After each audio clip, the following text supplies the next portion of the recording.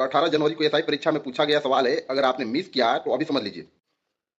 प्रश्न था प्रश्न था कि प्रकाश की गति के बारे में, प्रकाश की गति के बारे में कौन सा कथन सही है। देखिए, ये प्रश्न कथनात्मक था और दो प्रश्न था, कौन सा कथन सही है। कथन एक था कथन एक था कि अपवर्तनांक 1.5 है। कथन दो था कि प्रकाश की गति निर्वात से 1.5 गुना धीमी है। ठीक है ना। अब चलिए इसका सॉल्यूशन करते हैं। पहले इसका ऑप्शन में क्या था।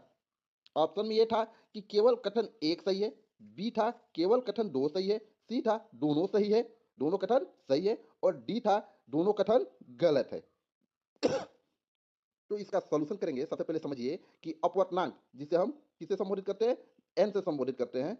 अपवर्तनांक बराबर होता है निर्वात में प्रकाश की गति सी बाई माध्यम में प्रकाश की गति। निर्वात यानी खाली जगह में कितना है और माध्यम में चलिए तो अब इसे सॉल्व करते हैं। भी यानी अपवर्तनांक बराबर सी अर्थात निर्वात में प्रकाश की गति बाई 1.5।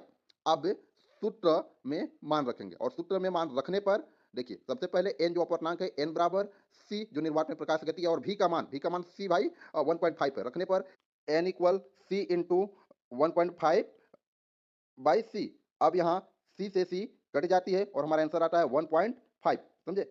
अगर इसे पूरा समझना है तो हमारा फुल वीडियो देखिएगा, जहां से हम पूरा एक एक करके मैथ जो समझते हैं उनके लिए आसान होगा। अब चलिए इसके निष्कर्ष पे पहुंचते हैं, और निष्कर्ष क्या निकलता है हमारा कि भैया यहाँ दोनों क्या है 1.5 हैं, यानी कथन एक भी सही है और कथन दो भी सही है। कथन एक सही है, कथन दो सही है। सही उत्तर दोनों कथन सही हैं। याद रखिएगा, जितना गुना प्रकाश धीमी होगी अपवर्तनांक उतना ही होगा। जितना गुना प्रकाश धीमी होगा अपवर्तनांक उतना ही होगा। ये एग्जाम का ट्रिक है, हमेशा याद रखिएगा अगर ऐसा प्रश्न आपसे पूछा जाता हो तो। और ऐसे वीडियो के लिए हमारे चैनल को सब्सक्राइब कर लीजिए। अगर फेसबुक पर देख रहे हैं तो फॉलो कीजिए।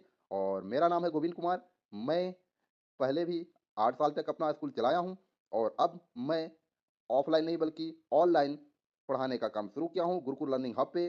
तो स्वागत है आप सबों का, और सपोर्ट कीजिए आप लोग। धन्यवाद।